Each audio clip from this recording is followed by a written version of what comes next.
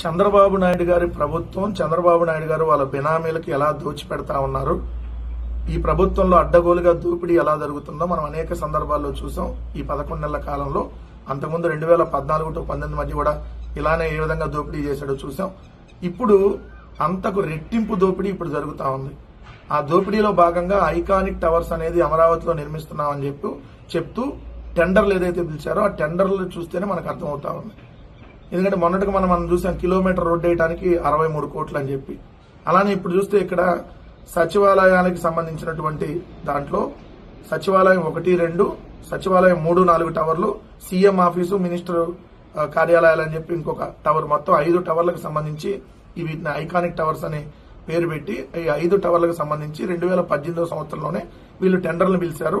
2018 April 26న ఒక చదరపు అడుగు 4,350 రూపాయల ఖర్చుతో 2,271 కోట్లు ఖర్చు అయింది మొత్తం అని ఈ 5 టవర్లకి.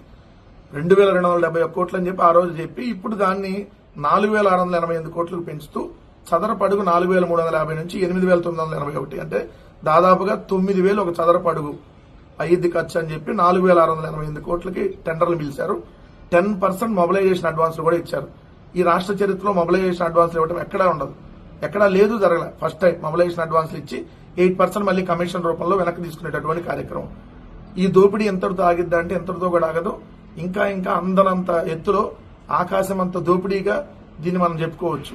ఎందుకంటే అంతకుముందు కూడా మనం చూస్తే తాత్కాలిక సచివాలయం నిర్మాణానికి అప్పుడు చదరపు అడుగు 3,350 రూపాయలు అయ్యిద్దని చెప్పి 201 కోట్లే అని చెప్పి ముందు ఇచ్చారు. ఇచ్చిన తర్వాత 1,151 కోట్లుగా దాన్ని చూపించి బిల్లులు కూడా చెల్లించారు. ఇది షాపూర్జీ, పల్లంజీ అండ్ ఎల్ఎన్టీలకి చెప్పిందేమో 201 కోట్లు అయిందని, 1,151 కోట్లు అయిందని చెప్పి బిల్లులు చూపించి చదరపు అడుగు 19,183 రూపాయల చొప్పున చెల్లించారు. ఆ రోజుల్లోనే ఎంత అడ్డగోలు దోపిడీయో చూడండి. ఇప్పుడు కూడా మీరు చూస్తే సచివాలయం 1, 2 టవర్లకి 932 కోట్ల రూపాయలు అంతకుముందు చెప్పింది. ఇప్పుడు దాన్ని 1,698 కోట్లకి ఇచ్చారు. సచివాలయం 3, 4కు సంబంధించి 784 కోట్లు అప్పుడు చెప్తే ఇప్పుడు 1,488 కోట్లు. సీఎం ఆఫీసు, మినిస్టర్ కార్యాలయాలకు 554 కోట్లు అయిందన్నారు. ఇప్పుడు 1,007 కోట్లు అని చూపించారు.